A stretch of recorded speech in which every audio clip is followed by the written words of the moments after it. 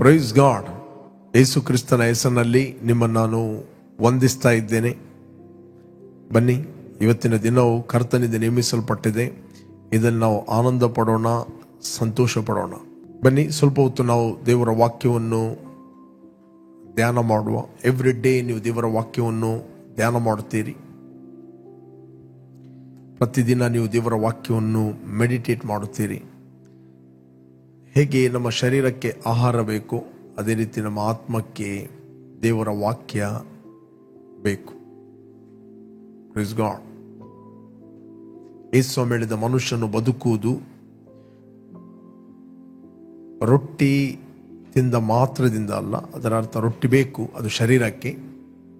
But ದೇವರ ಬಾಯಿಂದ ಹೊರಡುವ ಪ್ರತಿಯೊಂದು ಮಾತುಗಳಿಂದ ಮನುಷ್ಯನು ಬದುಕುತ್ತಾನೆ. Praise God. ಅದೇ ರೀತಿ ಊಟ, ರೊಟ್ಟಿ ಎಂಬುವಂಥದ್ದು ಅದು ನಮ್ಮ ಶರೀರಕ್ಕೆ. ಬಟ್ ನಮ್ಮ ಆತ್ಮಕ್ಕೆ ದೇವರ ವಾಕ್ಯ ಬೇಕು.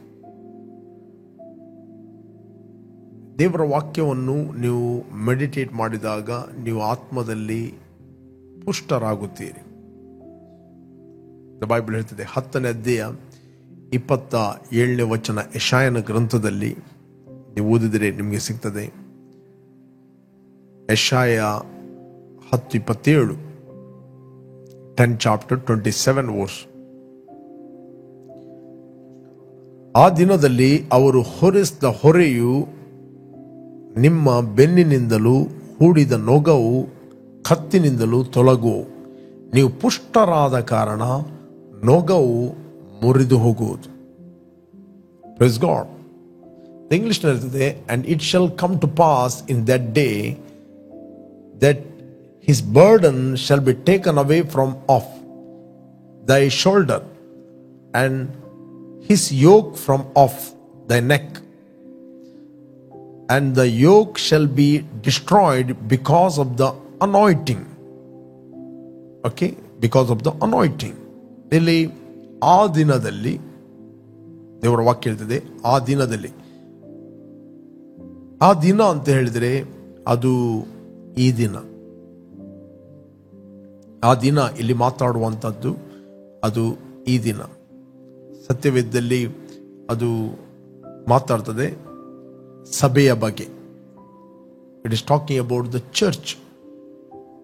ಯೇಸು ಸ್ವಾಮಿ ಕೂಡ ಮಾತಾಡಿದ ಆ ದಿನದಲ್ಲಿ. ಆ ದಿನದಲ್ಲಿ ನೀವು ನನ್ನ ಹತ್ರ ಯಾವ ಪ್ರಶ್ನೆಯನ್ನು ಮಾಡೋದಿಲ್ಲ.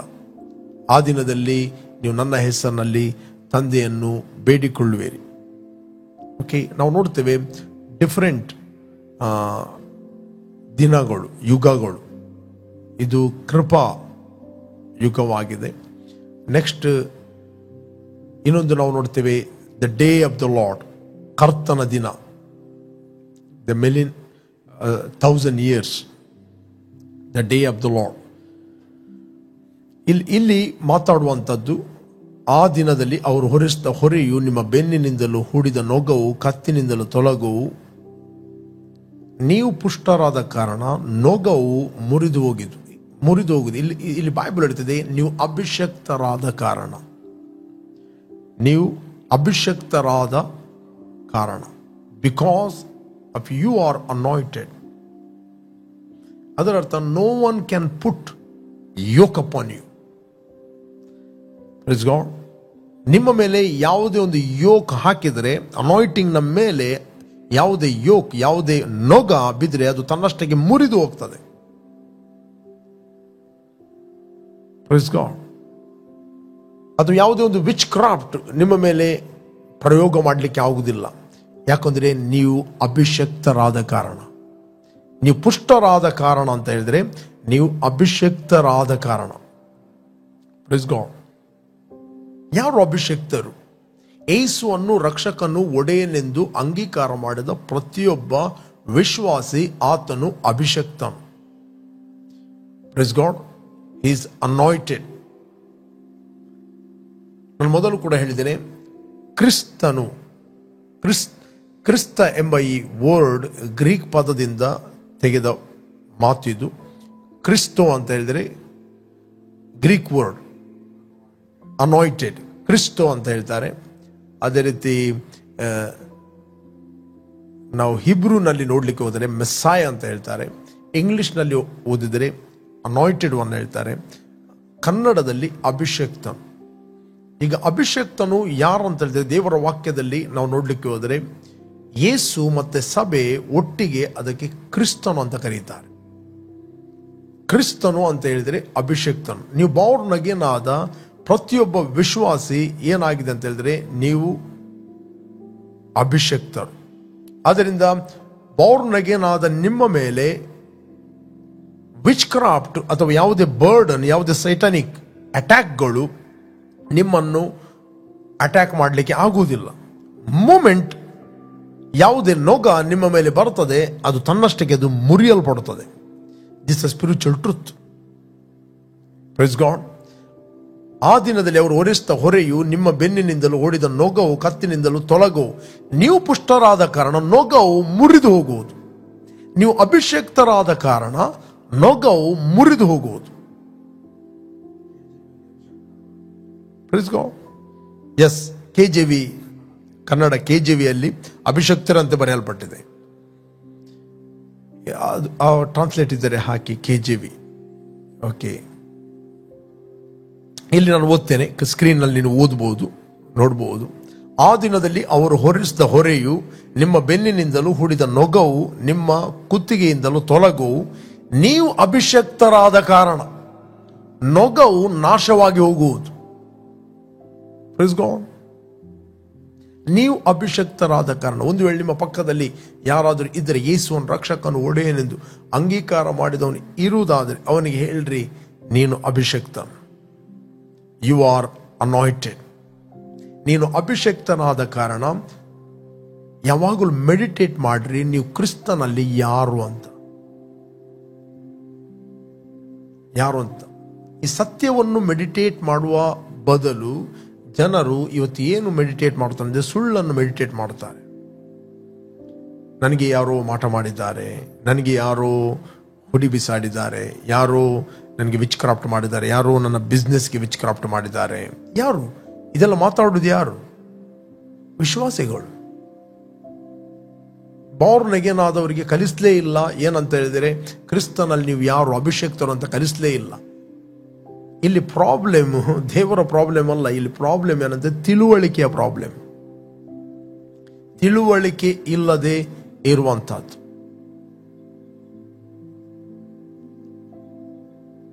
ಎವ್ರಿ ಡೇ ಹೇಳ್ರಿ, ನಾನು ಕ್ರಿಸ್ತನಲ್ಲಿ ನೂತನ ಸೃಷ್ಟಿಯಾಗಿದ್ದೇನೆ, ನಾನು ಕ್ರಿಸ್ತನಲ್ಲಿ ಅಭಿಷಕ್ತನಾಗಿದ್ದೇನೆ, ನಾನು ಕ್ರಿಸ್ತನಲ್ಲಿ ನೀತಿವಂತನಾಗಿದ್ದೇನೆ, ನಾನು ಕ್ರಿಸ್ತನಲ್ಲಿ ಜಯಶಾಲಿಗಳಿಗಿಂತ ಜಯಶಾಲಿ ಆಗಿದ್ದೇನೆ, ಕ್ರಿಸ್ತನಲ್ಲಿ ಕರ್ತನ ಆತ್ಮನು ನನ್ನಲ್ಲಿದ್ದಾನೆ, ನನ್ನ ಮೇಲೆ ಇದ್ದಾನೆ. Praise God. ಎಲ್ಲಿ ನೊಗ ನಿಮ್ಮ ಮೇಲೆ ಬೀಳುವಂತಹದ್ದು, ನೊಗ ಬಿದ್ದ ಕೂಡಲೇ ಅದು ಬ್ರೇಕ್ ಆಗ್ತದೆ. ನೀವು ಅಭಿಷಕ್ತರಾದ ಕಾರಣ ಯಾವುದೇ ವಿಚ್ ಕ್ರಾಫ್ಟ್ ಅದು ಬರ್ನ್ ಆಗ್ತದೆ, ನಿಮ್ಮ ಹತ್ತಿರ ಬರುವುದಿಲ್ಲ. ಉಪದ್ರವು ನಿಮ್ಮ ಗುಡಾರದ ಬಳಿಗೆ ಬರುವುದಿಲ್ಲ. ಏನೆಲ್ಲ ಕೀರ್ತನೆ 91ರಲ್ಲಿ ಅಥವಾ ಓಲ್ಡ್ ಟೆಸ್ಟಮೆಂಟ್ ಅಲ್ಲಿ ಏನೆಲ್ಲ ಪ್ರಾಮಿಸ್ಗಳಿವೆಯೋ ಅದೆಲ್ಲವೂ ಸಭೆಯ ಕುರಿತಾಗಿ. ಇದು ಸಭೆಗೆ ಮಾತಾಡುವಂಥದ್ದು. ಪಾರಾತ್ಮನ ನಿವಾಸ ಸ್ಥಾನ ಮಾಡಿಕೊಂಡಿದೆಯಲ್ಲ, ಯಾವ ಕೇಡು ನಿನಗೆ ಸಂಭವಿಸದೇ ಇಲ್ಲ. No plague come near your dwelling. No plague come near your dwelling. Every time ಬೆಳಿಗ್ಗೆ ಎದ್ದುಕೊಂಡು ಹೇಳಿ, ಕ್ರಿಸ್ತನಲ್ಲಿ ನಾನು ಅಭಿಷೇಕ್ತ, ಕ್ರಿಸ್ತನಲ್ಲಿ ಅಭಿಷೇಕವು ನನ್ನಲ್ಲಿದೆ, ಕ್ರಿಸ್ತನಲ್ಲಿ ಅಭಿಷೇಕವು ನನ್ನ ಮೇಲೆ ಇದೆ, ಕ್ರಿಸ್ತನಲ್ಲಿ ನಾನೇ ಅಭಿಷಕ್ತ. ಆದ್ದರಿಂದ ಉಪದ್ರವು ನನ್ನ ಗುಡಾರದ ಬಳಿಗೆ ಬರುವುದೇ ಇಲ್ಲ. ಅಪೊಸ್ತಲ ಪೌಲ ಹೇಳ್ತಾನೆ ತಿಮೋತಿಗೆ, ನಿನ್ನಲ್ಲಿರುವ ವರವನ್ನು ಅಲಕ್ಷ್ಯ ಮಾಡಬೇಡ, ಅದನ್ನು ಪ್ರಜ್ವಲಿಸುವಂತೆ ಮಾಡು. ಸ್ಟರ್ ಆಫ್, ಅದನ್ನು ಪ್ರಜ್ವಲಿಸುವಂತೆ ಮಾಡು. ಅದನ್ನು ಪ್ರಜ್ವಲಿಸುವಂತೆ ಮಾಡುವಂಥದ್ದು ಅದು ನಿಮ್ಮ ರೆಸ್ಪಾನ್ಸಿಬಿಲಿಟಿ. ಎವ್ರಿ ಟೈಮ್ ನೀವು ದೇವರ ವಾಕ್ಯವನ್ನು ಓದುತ್ತಿರುವಾಗ ನಿಮ್ಮಲ್ಲಿರುವ ಅಭಿಷೇಕವನ್ನು ನೀವು ಪ್ರಜ್ವಲಿಸುವಂತೆ ಮಾಡುತ್ತೀರಿ. ಎವ್ರಿ ಟೈಮ್ ನೀವು ದೇವರ ವಾಕ್ಯವನ್ನು ಕೇಳುತ್ತಿರುವಾಗ ನಿಮ್ಮ ಒಳಗಿರುವ ಅಭಿಷೇಕವನ್ನು ನೀವು ಪ್ರಜ್ವಲಿಸುವಂತೆ ಮಾಡುತ್ತೀರಿ. ಫಾರ್ ಎಕ್ಸಾಂಪಲ್, ನಾವು ನೋಡ್ಲಿಕ್ಕೆ ಹೋದ್ರೆ ನಮಗೆ ಸಿಗ್ತದೆ ಯೋಹಾನನ ಪತ್ರಿಕೆಯಲ್ಲಿ 5ನೇ ಅಧ್ಯಾಯ 1ನೇ ವಚನ. Gospel of John 5 chapter 1 verse. Gospel of John 5 chapter 1 verse. ಇದಾದ ಮೇಲೆ ಯಹೂದ್ಯರದ್ದೊಂದು ಜಾತ್ರೆ ಬಂದದ್ದರಿಂದ ಯೇಸು ಯೆರೂಸಲೇಮಿಗೆ ಹೋದನು. ಓಕೆ, ಯೆರೂಸಲೇಮಿನಲ್ಲಿ ಕುರಿ ಅಗಸೆ ಬಾಗಿಲಿನ ಹತ್ತಿರ ಒಂದು ಕೊಳವಿದೆ. ಇದಕ್ಕೆ ಇಬ್ರಿಯ ಮಾತಿನಲ್ಲಿ ಬೆಥೆಸ್ದಾ ಎಂದು ಹೆಸರು. ಕುರಿ ಅಗಸೆ ಬಾಗಿಲು ಅಂತ ಹೇಳಿದ್ರೆ ನಾವು ನೋಡ್ತೇವೆ ಅಲ್ಲಿ 12 ಬಾಗಿಲುಗಳಿದ್ದವು. ಅದರಲ್ಲಿ ನೆಹೆಮ್ಯನ ಗ್ರಂಥದಲ್ಲಿ ನೀವು ಓದಲಿಕ್ಕೆ ಹೋದ್ರೆ ನಿಮಗೆ ಸಿಗ್ತದೆ ಯೆರೂಸಲೇಮಿನಲ್ಲಿ ಕುರಿ ಅಗಸೆ ಬಾಗಿಲು, ಮೀನು ಬಾಗಿಲು, ಮತ್ತೆ ನೀರು ಬಾಗಿಲು, ಅನೇಕ ಬಾಗಿಲುಗಳಿದ್ದವು. ಒಟ್ಟು 12 ಬಾಗಿಲುಗಳಿದ್ದವು. ಓಕೆ, ಕುರಿ ಬಾಗಿಲು. ಇಲ್ಲಿ ಇದು ಕುರಿ ಅಗಸೆ ಬಾಗಿಲಿನ ಹತ್ತಿರ ಒಂದು ಕೊಳವಿದೆ. ಇದಕ್ಕೆ ಇಬ್ರಿಯ ಮಾತಲ್ಲಿ ಬೆಥೆಸ್ದಾ ಅಂದ್ರೆ ಹೌಸ್ ಆಫ್ ಗ್ರೇಸ್ ಅಂತ. ಬೆತ್ ಅಂತ ಹೇಳಿದ್ರೆ ಮನೆ, ಬೆಥೆಸ್ದಾ, ಬೆತ್ಲೆಹೇಮ್ ಇದೆಲ್ಲ. ಬೇತ್ ಅಂದ್ರೆ ಮನೆ, ಬೆಥೆಸ್ದಾ ಅಂತ ಹೇಳಿದ್ರೆ ಹೌಸ್ ಆಫ್ ಗ್ರೇಸ್ ಅಂದ್ರೆ ಕೃಪೆಯ ಮನೆ. ಈ ಮಾತಲ್ಲಿ ಬೆಥೆಸ್ದಾ ಎಂದು ಹೆಸರು ಇಬ್ರಿಯ ಮಾತಿನಲ್ಲಿ. Okay, next. ಅಲ್ಲಿ 5 ಮಂಟಪಗಳಿವೆ. ಇವುಗಳಲ್ಲಿ ಬಹು ಮಂದಿ ರೋಗಿಗಳು, ಕುರುಡರು, ಕುಂಟರು, ಮೈ ಒಣಗಿದವರು ಬಿದ್ದುಕೊಂಡಿರುವರು. ಓಕೆ, ಅಲ್ಲಿ 5 ಮಂಟಪ ಮುಂದೆ 5ನೇ ವಚನ. ಅಲ್ಲಿ 38 ವರ್ಷದಿಂದ ರೋಗಿಯಾಗಿದ್ದ ಒಬ್ಬ ಮನುಷ್ಯನಿದ್ದನು. ಅವನು ಬಿದ್ದಿರುವುದನ್ನು ಯೇಸು ಕಂಡು, ಇವನು ಹೀಗಾಗಿ ಬಹುಕಾಲವಾಗಿದೆ ಎಂದು ತಿಳಿದು, ನಿನಗೆ ಸ್ವಸ್ಥವಾಗಲಿಕ್ಕೆ ಮನಸ್ಸುಂಟೋ ಎಂದು ಅವನನ್ನು ಕೇಳಿದಕ್ಕೆ ಆ ರೋಗಿ, ಸ್ವಾಮಿ, ನೀರು ಉಕ್ಕುವಾಗ ನನ್ನನ್ನು ಕೊಳದೊಳಗೆ ಇಳಿಸುವವರು ಒಬ್ಬರು ಇಲ್ಲ. ನಾನು ಬರುವುದರೊಳಗೆ ನನಗಿಂತ ಮುಂದಾಗಿ ಮತ್ತೊಬ್ಬನು ಇಳಿತಾನೆ ಅಂದನು. ಇಲ್ಲಿ ವಿಷಯ ಏನಂತ ಹೇಳಿದ್ರೆ, ಈ ಕುರಿ ಅಗಸೆ ಬಾಗಿಲು ಅಲ್ಲಿ ಕೊಳದ ಹತ್ತಿರ ಅನೇಕ ರೋಗಿಗಳು, ಅನೇಕ ಕುರುಡರು, ಕುಂಟರು, ನಾನಾ ವಿಧವಾದ ರೋಗಿಗಳನ್ನು ತಂದಿಡ್ತಿದ್ದರು. ದೇವದೂತ ಬಂದು ಆ ನೀರನ್ನು ಅಲ್ಲಾಡಿಸ್ತಿದ್ದ, ಸ್ಟರ್ ಅಪ್ ಮಾಡ್ತಿದ್ದ. ಓಕೆ, ಅಲ್ಲಿ ಇಂಗ್ಲಿಷ್ ನಲ್ಲಿ ಬರೆಯಲ್ಪಟ್ಟಿದೆ, the sick man answered him, sir, I have no man to put me into the pool when the water is stir up, but while I am coming another step down before me. ಇಲ್ಲಿ ಏನಾಗ್ತಿತ್ತಂತ ಹೇಳಿದ್ರೆ, ದೇವದೂತ ಬಂದು ನೀರು ಅಲ್ಲಾಡಿಸ್ತಾನೆ. ಈ ದೇವದೂತ ಯಾವಾಗ ಬರ್ತಾನದು ಗೊತ್ತಿಲ್ಲ, ಆತನು time ಕೊಟ್ಟು ಬರುವುದಿಲ್ಲ. ಓಕೆ, ಇಷ್ಟು ಗಂಟೆಗೆ ನಾನು ಬರ್ತೇನೆ ಅಂತ. ಯಾವಾಗ ದೇವದೂತ ಬಂದು ಆ ನೀರನ್ನು ಅಲ್ಲಾಡಿಸ್ತಾನೆ, ಯಾವ ರೋಗಿ ಫಸ್ಟ್ ಹೋಗ್ತಾನೆ, ಮೊದಲು ಯಾವ ರೋಗಿ ಆ ನೀರನ್ನು ಮುಟ್ಟುತ್ತಾನೆ ಆ ರೋಗಿ ಹೀಲಾಗ್ತಿದ್ದ, ಎಂತ ಕಾಯಿಲೆ ಬೇಕಾದ್ರೆ ಆಗಲಿ. ಇಲ್ಲಿ ಇವನು ಈ ಕೊಳದ ಹತ್ತಿರ ಸುಮಾರು 38 ವರ್ಷದಿಂದ ಇದ್ದಾನೆ, 38 ಇಯರ್ಸ್. ಅವನ ಮುಂದೆ ಎಷ್ಟೋ ಮಂದಿ ರೋಗಿಗಳು ಸ್ವಸ್ಥ ಆದರು, ಅನೇಕ ಕುರುಡರು ಸ್ವಸ್ಥ ಆದರು, ಅನೇಕರು ಕುಂಟರು ಸರಿಯಾದರು, ನಿನ್ನೆ ಮೊನ್ನೆ ಬಂದವರು ಸ್ವಸ್ಥತೆ ಹೊಂದಿ ಹೋಗ್ತಾ ಇದ್ದಾರೆ. ಇವನು ಮಾತ್ರ ಹೇಳ್ತಾ ಇದ್ದೇನೆ, ನನ್ನನ್ನು ಅಲ್ಲಿ ನೀರಲ್ಲಾಡುವಾಗ ನೀರಿನ ಬಳಿಗೆ ಕೊಂಡು ಹೋಗೋರು ಯಾರು ಇಲ್ಲ, ನನಗಿಂತ ಮತ್ತೊಬ್ಬ ಹೋಗ್ತಾನೆ, ಮೊದಲು ಹೋಗ್ತಾನೆ, ಸ್ವಸ್ಥವಾಗ್ತಾನೆ. ಇಲ್ಲಿ ಯೇಸು ಸ್ವಾಮಿ ಅವನ ಹತ್ರ ಕೇಳಿದ್ದು, ನಿನ್ಗೆ ಸ್ವಸ್ಥ ಆಗಲಿಕ್ಕೆ ಮನಸ್ಸುಂಟು ಅಂತ ಕೇಳಿದ್ದು. ಕೆಲವರಿಗೆ ಸ್ವಸ್ಥ ಆಗಲಿಕ್ಕೆ ಮನಸ್ಸಿಲ್ಲ, ಅಂಥವರಿಗೆ ನಾವು ಪ್ರೇಯರ್ ಮಾಡಿ ಏನು ಪ್ರಯೋಜನ ಇಲ್ಲ. ಅದು ನಿನ್ನ ಒಂದು ಆಯ್ಕೆ, ನೀನು ಸ್ವಸ್ಥ ಆಗುವಂಥದ್ದು. ನೀನು ರೋಗಿಯಾಗಿ ಮಲಗಬಹುದು, ತಪ್ಪಾದ ಸಂಗತಿಗಳನ್ನು ಕೇಳಿ ನೀನು ಆರೋಗ್ಯದಲ್ಲಿ ಜೀವಿಸಬಹುದು, ಅದು ನಿನ್ನ ಆಯ್ಕೆ.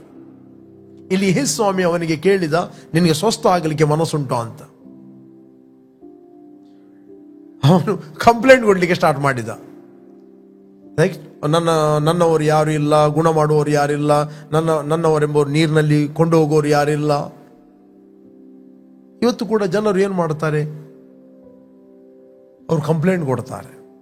ಕೆಲವರಿಗೆ ಸ್ವಸ್ಥ ಆಗಲಿಕ್ಕೆ ಮನಸ್ಸಿಲ್ಲ, ಯಾಕಂದ್ರೆ ಅವರ ಒಳಗೆ ಏನೋ ಒಂದು ಅಜೆಂಡಾ ಇರ್ತದೆ. ನಮ್ಮ ಒಬ್ಬ ಸಹೋದರರು ಬಾಂಬೆಗೆ ಹೋದರು. ಬಾಂಬೆಗೆ ಹೋದಾಗ ಒಂದು ಅಂಕಲ್, ಅವರು ಬೆಡ್ ಅಲ್ಲಿದ್ದರು, ಸಿಕ್ಕಾಗಿ ಬೆಡ್ ಅಲ್ಲಿರುವಾಗ ಈ ಸಹೋದರ ಹೋಗಿ ಅವ್ರ ಹತ್ರ ಕೇಳಿದ, ಅಂಕಲ್ ನಾನು ನಿಮಗೋಸ್ಕರ ಪ್ರಾರ್ಥನೆ ಮಾಡಲಿ ಅಂತ ಕೇಳಿದ. ಅದಕ್ಕೆ ಅವನು ಹೇಳಿದ, ಬೇಡ ಬೇಡ ಬೇಡ ಬೇಡ, ಪ್ರಾರ್ಥನೆ ಮಾಡಬೇಡ ನೀನು. ಯಾಕೆ ಅಂಕಲ್ ಅಂತ ಕೇಳಿದ. ನೋಡು, ನೀನು ಪ್ರಾರ್ಥನೆ ಮಾಡಿದರೆ ನಾನು ಈಗ ಗುಣ ಆಗ್ತೇನೆ ಇಲ್ಲಿ. ಓಕೆ, ಯಾಕೆ ಪ್ರಾರ್ಥನೆ ಮಾಡಬಾರದು ಅಂತ ಹೇಳಿದ್ರೆ, ನಾನು ಅಲ್ಲಿ ಮನೆಯಲ್ಲಿ ಒಬ್ಬನೇ ಇದ್ದೇನೆ. ಇಲ್ಲಿ ನಾನು ರೋಗ ಬಂದ ಕಾರಣ ಇಲ್ಲಿ ಹಾಸ್ಪಿಟಲ್ ಇದ್ದೇನೆ. ಈಗ ಹಾಸ್ಪಿಟಲ್ ಇದ್ದ ಕಾರಣ ಎಲ್ಲ ನನ್ನ ಮಕ್ಕಳು, ಕುಟುಂಬದವರು, ಮೊಮ್ಮಕ್ಕಳು, ನೆಂಟರು, ಅಲ್ಲಿ ಮನೆಯಲ್ಲಿ ಯಾರು ಬರ್ತಾರೆ ನೋಡ್ಲಿಕ್ಕೆ? ಇಲ್ಲಿ ಎಲ್ಲರೂ ಬರ್ತಾರೆ ನೋಡ್ಲಿಕ್ಕೆ. ಅಂಕಲ್ ಹೇಗಿದ್ಯಾ ಅಂತ ಫ್ರೂಟ್ಸ್ ತಂದು ಕೊಡ್ತಾರೆ. ಓಕೆ, ಊಟ ತಂದು ಕೊಡ್ತಾರೆ, ಬಂದು ಕುತ್ಕೊಂಡು ಮಾತಾಡ್ತಾರೆ, ಯಾರಾದ್ರೂ ಒಬ್ಬರು ನನ್ನೊಟ್ಟಿಗೆ ಇರ್ತಾರೆ. ನಾನೊಂದು ವೇಳೆ ಗುಣ ಆಗಿ ಮನೆಗೆ ಹೋದರೆ ಯಾರು ಇರ್ತಾರೆ ಅಲ್ಲಿ? ನಾನು ಕೆಲವು ದಿನ ಇಲ್ಲೇ ಇರ್ತೇನೆ. ಅದಕ್ಕೆ ಈ ಸ್ವಾಮಿ ಇಲ್ಲಿ ಈ ವ್ಯಕ್ತಿ ಕೇಳ್ತಾನೆ, ನಿನ್ಗೆ ಗುಣ ಆಗಲಿಕ್ಕೆ ಮನಸ್ಸುಂಟು ಅಂತ. That's all. ನಿನಗೆ ಗುಣ ಆಗಲಿಕ್ಕೆ ಮನಸ್ಸುಂಟು. ಆ ರೋಗಿ, ಸ್ವಾಮಿ ನೀರು ಉಕ್ಕುವಾಗ ನನ್ನನ್ನು ಕೊಳದೊಳಗೆ ಇಳಿಸುವವರು ಒಬ್ಬರು ಇಲ್ಲ, ನಾನು ಬರುವುದರೊಳಗೆ ನನಗಿಂತ ಮುಂದಾಗಿ ಮತ್ತೊಬ್ಬನು ಇಳಿತಾನೆ ಅಂದನು. ನೆಕ್ಸ್ಟ್ 8ನೇ ವಚನ, ಯೇಸು ಅವನಿಗೆ, ಎದ್ದು ನಿನ್ನ ಹಾಸಿಗೆಯನ್ನು ಹೊತ್ತುಕೊಂಡು ನಡೆ ಎಂದು ಹೇಳಿದನು. Praise God. ಯೇಸು ಸ್ವಾಮಿ ಹೇಳಲಿಲ್ಲ ನೀನು ಎದ್ದುಕೊಂಡು ನಡೆ ಅಂತ ಹೇಳಲಿಲ್ಲ, ಹಾಸಿಗೆಯನ್ನು ಹೊತ್ತುಕೊಂಡು ನಡೆ ಅಂತ ಹೇಳಿದ. ಹಾಸಿಗೆ ಇದ್ದರೆ ನನ್ನೊಂದು ಮನಸ್ಸು ಬರ್ತದೆ, ಪುನಃ ಸ್ವಲ್ಪ ಹೋಗಿ ಮಲಗುವ ಅಂತ. ಅಲ್ಲಿ ಅದಕ್ಕೆ ಯೇಸು ಮೊದಲು ಹೇಳಿದ, ಹಾಸಿಗೆಯನ್ನು ನೀನೇ ಹೊತ್ತುಕೊಂಡು ಹೋಗ್ಬೇಕು, ಬೇರೆಯವರಲ್ಲ. ಯೇಸು ಅವನಿಗೆ, ಎದ್ದು ನಿನ್ನ ಹಾಸಿಗೆಯನ್ನು ಹೊತ್ತುಕೊಂಡು ನಡೆ ಎಂದು ಹೇಳಿದನು. Okay, next. ಆ ಕ್ಷಣವೇ ಆ ಮನುಷ್ಯನು ಸ್ವಸ್ಥನಾಗಿ ತನ್ನ ಹಾಸಿಗೆಯನ್ನು ಹೊತ್ತುಕೊಂಡು ನಡೆದನು. Okay, next. ಈಗ ಸ್ಟಾರ್ಟ್ ಆಯಿತು ಇಲ್ಲಿ. ಆದರೆ ಆ ದಿವಸ ಸಬ್ಬಾತ್ ದಿನವಾಗಿತ್ತು. ಹೀಗಿರುವುದರಿಂದ ಯಹೂದ್ಯರು ಸ್ವಸ್ಥವಾದವನಿಗೆ, ಈ ಹೊತ್ತು ಸಬ್ಬಾತ್ ದಿನವಾಗಿದೆ, ನೀನು ಹಾಸಿಗೆಯನ್ನು ಹೊರುವುದು ಸರಿಯಲ್ಲವೆಂದು ಹೇಳಿದಕ್ಕೆ. ಇನ್ನೊಂದು ಗುಂಪು ಇದೆ, ಕಂಪ್ಲೇಂಟ್ ಕೊಡುವ ಗುಂಪು, ತಪ್ಪು ಹುಡುಕುವ ಗುಂಪು. ಈ ತಪ್ಪು ಹುಡುಕುವವರಿಗೆ ಅವನು 38 ವರ್ಷ ರೋಗಿ ಆದದ್ದು ಬಿದ್ದು ಹೋಗಲಿಲ್ಲ. ಓಕೆ, ಅದೇ ಒಂದು ಸೇವೆ ಇದೆ, FFM ಅಂತ, ಫಾಲ್ಟ್ ಫೈಂಡ್ ಮಿನಿಸ್ಟ್ರಿ. ಅವನಿಗೆ ಎದ್ದು ಹೋದದ್ದು ಬಿದ್ದು ಹೋಗಲಿಲ್ಲ, ಅವನು ಸ್ವಸ್ಥ ಆದದ್ದು ಬಿದ್ದು ಹೋಗಲಿಲ್ಲ. 38 ವರ್ಷ ಮಲಗಿದ್ರು ಅವನು ತೊಂದರೆ ಇರಲಿಲ್ಲ. ಇವರಿಗೆ ಪ್ರಾಬ್ಲಮ್ ಏನಂತ ಹೇಳಿದ್ರೆ, ಇವನು ಸಬ್ಬಾತ್ ದಿನವನ್ನು ಅಲಕ್ಷ್ಯ ಮಾಡ್ತಾನೆ, ಸಬ್ಬಾತ್ ದಿನದಲ್ಲಿ ಮಾಡಬಾರದ ಕೆಲಸವನ್ನು ಮಾಡ್ತಾ ಇದ್ದಾನೆ, ಸಬ್ಬಾತ್ ದಿನದಲ್ಲಿ ಹಾಸಿಗೆಯನ್ನು ಹೊತ್ತುಕೊಂಡು ಹೋಗ್ಲಿಕ್ಕೆ ಹೇಳ್ತಾ ಇದ್ದಾನೆ.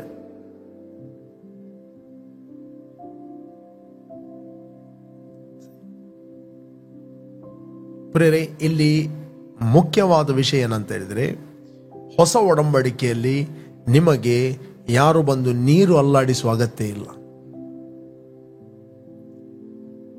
Praise God. ಹೊಸ ಒಡಂಬಡಿಕೆಯಲ್ಲಿ ನಿನ್ನಲ್ಲಿರುವ ವರವನ್ನು ಸ್ಟರ್ ಅಪ್ ಮಾಡು ಅಂತ ಹೇಳ್ತಾರೆ. ನನ್ನ ನಂಬುವವರ ಹೊಟ್ಟೆಯ ಒಳಗಿಂದ ಜೀವಕರವಾದ ಹೊಳೆಗಳು ಹರಿಯುತ್ತವೆ.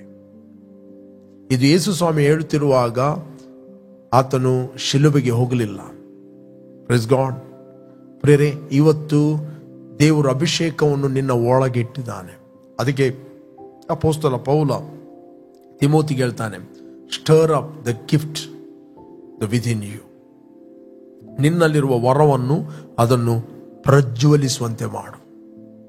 ನಿನ್ನಲ್ಲಿರುವ ವರವನ್ನು ಪ್ರಜ್ವಲಿಸುವಂತೆ ಮಾಡು. ನಿನ್ನಲ್ಲಿರುವ ವರವನ್ನು ಅಲಕ್ಷ್ಯ ಮಾಡಬೇಡ. ಆಲಸ್ಯ ಮತ್ತು ಅಲಕ್ಷ್ಯ, ಕೆಲವರಲ್ಲಿ ಆಲಸ್ಯ ಇರ್ತದೆ, ಸ್ಪಿರಿಚುವಲ್ ಲೇಜಿನೆಸ್. ಇನ್ನು ಕೆಲವರು ಅಲಕ್ಷ್ಯ ಮಾಡುವವರು ಇರ್ತಾರೆ, ಅಂದ್ರೆ ನಿಗ್ಲೆಕ್ಟ್ ಮಾಡುವವರು. ಇಂಗ್ಲಿಷ್ ಅಲ್ಲಿ do not neglect the gift that is in you. Do not neglect the gift. Praise God. ನಾನು ನಿಮ್ಗೆ ಎನ್ಕರೇಜ್ ಮಾಡ್ತೇನೆ, ಯೇಸುವನ್ನು ರಕ್ಷಕನು ಒಡೆಯನೆಂದು ನೀವು ಅಂಗೀಕಾರ ಮಾಡಿದಾಗ ನಿಮ್ಮ ಒಳಗೆ ಪವಿತ್ರಾತ್ಮನ ವರ ಇದೆ. ಅದನ್ನು ನೀವು ಅಲಕ್ಷ್ಯ ಮಾಡಬೇಡಿ, ಅದನ್ನು ಪ್ರಜ್ವಲಿಸುವಂತೆ ಮಾಡಬೇಕು. ನೀವು ದೇವದೂತ ಬಂದು ಪ್ರಜ್ವಲಿಸುವಂತೆ ಮಾಡುವುದಲ್ಲ. Praise God. ದೇವದೂತ ಬರುವುದಲ್ಲ, ಈಗ ನೀವೇ ಅದನ್ನು ಮಾಡಬೇಕು. ಇದು ನಿಮ್ಮ ರೆಸ್ಪಾನ್ಸಿಬಿಲಿಟಿ. ದೇವರು ನಿಮಗೆ ರೆಸ್ಪಾನ್ಸಿಬಿಲಿಟಿ ಕೊಟ್ಟಿದ್ದಾನೆ. ಅದು ನಿಮ್ಮ ಒಳಗೆ ಅಭಿಷೇಕ ಇದೆ. ಅದರಿಂದ ನೀವು ಯಾವಾಗಲೂ ಗ್ರಹಿಸಿಕೊಳ್ಬೇಕು, ಅಭಿಷೇಕವು ನನ್ನ ಒಳಗಿದೆ.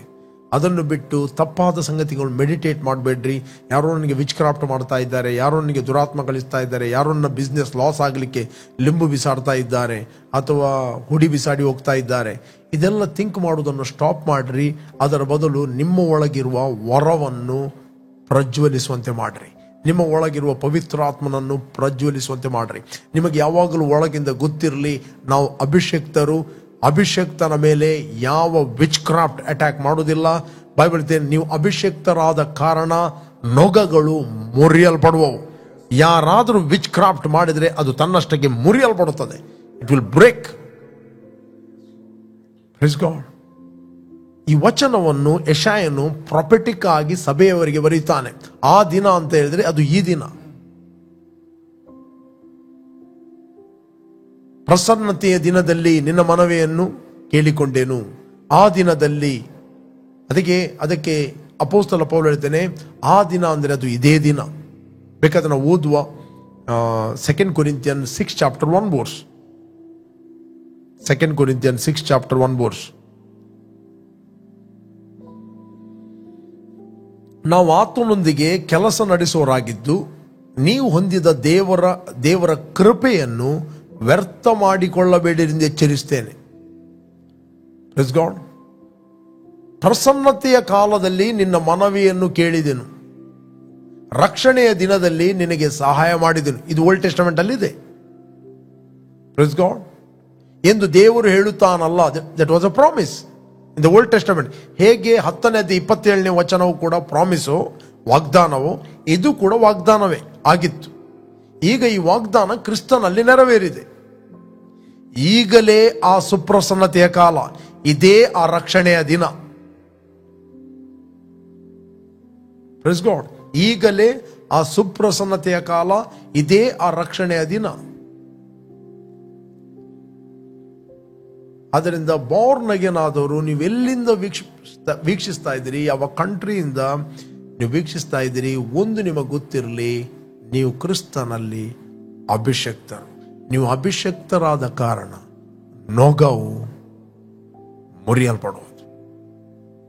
Praise God. ಕೆಲವರು ಹೇಳಿದುಂಟು, ಅಭಿಷೇಕ ಮೆಲ್ಲ ಮೆಲ್ಲ ಮೆಲ್ಲ ಬಂದು ಬಂದು ಬಂದು ಬಂದು ನೊಗಗಳು ಮುರಿತವೆ ಅಂತ. ಎಲ್ಲಿ ಮಾತಾಡುವಂಥದ್ದು? ಯಾವುದೇ ನೊಗ ಯಾರು ಹಾಕಿದ್ರು ಆ ನೊಗ ನಿಮ್ಮ ಮೇಲೆ ಉಳಿಯುವುದಿಲ್ಲ, ಅದು ಫಲಿಸುವುದಿಲ್ಲ, ಅದು ಫ್ರೂಟ್ ಕೊಡುವುದಿಲ್ಲ. Praise God. ನಿಮ್ಗೆ ಯಾವಾಗಲೂ ಗೊತ್ತಿರಲಿ, ಐ ಆಮ್ ಅನಾಯಿಂಟೆಡ್ ಒನ್. ನಾನು ಕ್ರಿಸ್ತನಲ್ಲಿ ಅಭಿಷೇಕ್ತನು. ಕರ್ತನ ಆತ್ಮನು ನನ್ನ ಮೇಲೆ ಇದ್ದಾನೆ.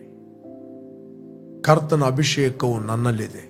ದೇವರು ನನ್ನಲ್ಲಿ ವಾಸಿಸ್ತಾ ಇದ್ದಾನೆ, ನನ್ನ ಮೇಲೆ ಇದ್ದಾನೆ, ನನ್ನ ಮೂಲಕ ಕೆಲಸ ಮಾಡುತ್ತಾನೆ. ಪ್ರತಿಯೊಬ್ಬ ವಿಶ್ವಾಸಿ ಇದನ್ನು ಗ್ರಹಿಸಬೇಕಾದದ್ದು. ಬೇಕಾದ್ರೆ ನಾವು ಓದುವ ಎಫೆಸಿಯನ್ 4:3 verse. ಎಫೆಸಿಯನ್ 4:3 verse. ಎಫೆಸಿಯರಿಗೆ ಬರೆದ 3ನೇ ಅಧ್ಯಾಯ 4ನೇ ವಚನ ಓದುವ. ಎಫೆಸಿಯನ್ 4:4. ನೀವೆಲ್ಲರೂ ಒಂದೇ ದೇಹಕ್ಕೆ ಸೇರಿದವರು. ನೀವೆಲ್ಲರೂ, ಕೆಲವರಲ್ಲ, ನೀವೆಲ್ಲರೂ ಒಂದೇ ದೇಹಕ್ಕೆ ಸೇರಿದವರು, ಒಬ್ಬನೇ ಆತ್ಮನನ್ನು ಹೊಂದಿದವರು. ನೀನು ಎಲ್ಲಿ ಬೇಕಾದರೆ ಇರು, USA ಅಲ್ಲಿ ಇರು, ಇಟಲಿಯಲ್ಲಿ ಇರು, ಅಥವಾ ಮಂಗಳೂರಿನಲ್ಲಿ ಇರು, ಬೆಂಗಳೂರಿನಲ್ಲಿ ಇರು, ನೀವೆಲ್ಲರೂ ಒಂದೇ ದೇಹಕ್ಕೆ ಸೇರಿದವರು, ಒಬ್ಬನೇ ಆತ್ಮನನ್ನು ಹೊಂದಿದವರು. We are the body of Christ. ಒಂದೇ ಪದವಿಯನ್ನು ನಿರೀಕ್ಷಿಸದಕ್ಕೆ ಕರೆಯಲ್ಪಟ್ಟವರು. ನಿಮ್ಮೆಲ್ಲರಿಗೂ ಕರ್ತನು ಒಬ್ಬನೇ, ಭರವಸವು ಒಂದೇ, ಸ್ಥಾನ ದೀಕ್ಷೆ ಒಂದೇ. ಎಲ್ಲರಿಗೂ ತಂದೆಯಾಗಿರುವ ದೇವರು ಒಬ್ಬನೇ. ಆತನು ಎಲ್ಲರ ಮೇಲಿರುವನು, ಎಲ್ಲರ ಮುಖಾಂತರ ಕಾರ್ಯ ನಡೆಸುವವನು, ಎಲ್ಲರಲ್ಲಿ ವಾಸಿಸುವವನು ಆಗಿದ್ದಾನೆ. ಇದನ್ನೇ ಮೆಡಿಟೇಟ್ ಮಾಡಿದ್ರೆ ಸಾಕು. Please god. ಪುನಃ ನಾನು ಓದ್ತೇನೆ 6ನೇ ವಚನ. ಎಲ್ಲರಿಗೂ ತಂದೆಯಾಗಿರುವ ದೇವರು ಒಬ್ಬನೇ. ಆತನು ಎಲ್ಲರ ಮೇಲಿರುವನು, ಎಲ್ಲರ ಮುಖಾಂತರ ಕಾರ್ಯ ನಡೆಸುವವನು, ಎಲ್ಲರಲ್ಲಿ ವಾಸಿಸುವವನು ಆಗಿದ್ದಾನೆ. ನನ್ನೊಟ್ಟಿಗೆ ಹೇಳ್ರಿ, ನಮಗೆಲ್ಲರಿಗೂ ತಂದೆಯಾದ ದೇವರು ಒಬ್ಬನೇ. ಆತನು ನಮ್ಮ ಮೇಲೆ ಇದ್ದಾನೆ, ನಮ್ಮ ಮೂಲಕ ಕಾರ್ಯ ನಡೆಸುವನಾಗಿದ್ದಾನೆ, ನಮ್ಮಲ್ಲಿ 24/7 ವಾಸ ಮಾಡುತ್ತಾನೆ. Praise God. ಪ್ರೇರೆ, ನೀವು ಕ್ರಿಸ್ತನಲ್ಲಿ ಅಭಿಷಕ್ತರಾಗಿದ್ದೀರಿ. You are anointed. Stir up the gift that is within you. Praise god.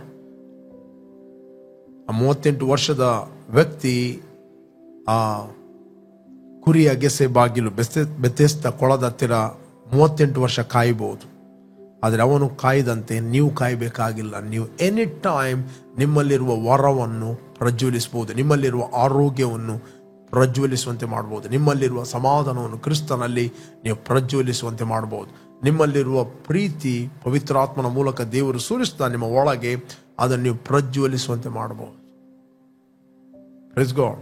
ನಿಮ್ಮಲ್ಲಿರುವ ದೇವರ ಕರುಣೆಯನ್ನು ನೀವು ಪ್ರಜ್ವಲಿಸುವಂತೆ ಮಾಡಬಹುದು.